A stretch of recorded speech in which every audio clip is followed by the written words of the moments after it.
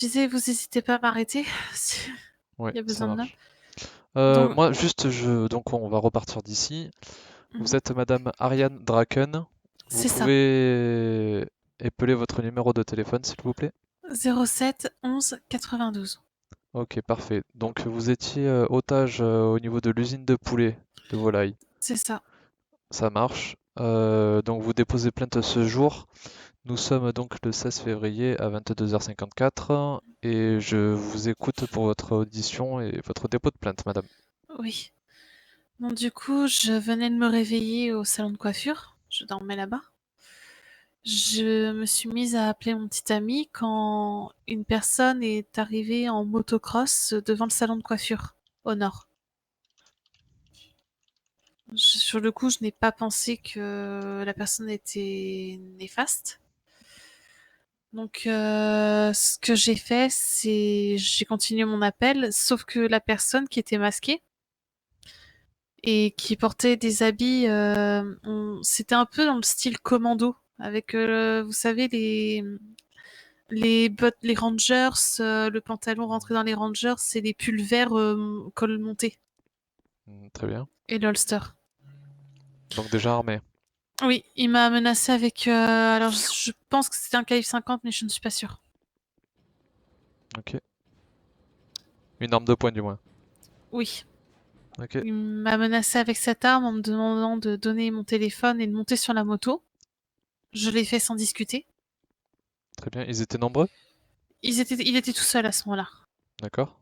Donc, il m'a emmené. On est entré dans l'abattoir de poulet. Il m'a ordonné, en me menaçant avec la même arme, de rentrer dans l'usine et de marcher. Donc, j'ai suivi. J'ai pas cherché à jouer les héros. Et quand je suis entrée, j'ai remarqué qu'ils étaient plus d'un. Donc, je ne sais pas combien ils étaient en tout, mais j'en ai vu 3 ou 4 pour ma part. Très bien. Donc, on m'a fait rentrer dans un vestiaire où il y avait un autre otage. D'accord. Un homme qui s'est fait. Un homme en bleu. Vous avez son Qui. identité? Non, pas du tout. Mais il a dit faire partie des Aztecas. Donc l'otage faisait partie des Aztecas. C'est ce qu'il a dit. Ok. Donc, une personne nous surveillait du groupe avec un casque de moto et des longs cheveux roses. Ok. Je vous interromps juste au niveau Mm. de la personne Aztecas, comme vous dites. Au niveau physique, il était comment? C'était un homme balsané Ouais. avec une sorte de barbiche du type bouc. Ok. Il portait une casquette bleue à l'envers, un t-shirt rayé blanc et bleu, Ok. bleu ciel, un pantacourt et des baskets. Et non, non, des claquettes chaussettes il portait. Ça marche? Donc la personne n'a pas été. Donc déjà la personne n'a pas été. L'Aztecas n'a pas été très malin parce qu'il est allé demander comme ça s'il y avait moyen de connaître le nom du groupe qui nous prenait en otage. Mhm. Moi je disais rien, je faisais qu'écouter.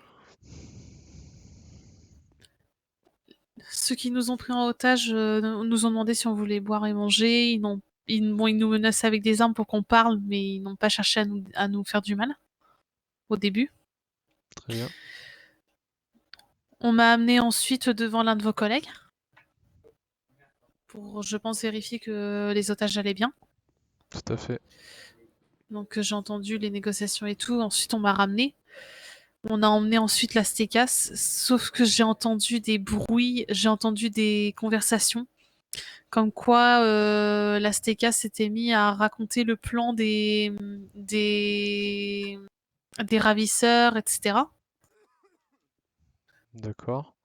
Donc que ça partait en vrille. Donc au final, à la fin, donc j'ai attendu pendant un long moment. À la fin, on m'a demandé de monter sur une moto. On m'a fait sortir avec une personne, les serflex au poignet, vers le Comico du Nord, à Paleto. Ouais, d'accord. On m'a lâché ici sans m'enlever les serflex et j'ai couru vers le salon de coiffure Nord. Ok. Ça marche. Vous avez terminé votre déposition? Oui, c'est bon. Ok. Parfait. Je vous remercie.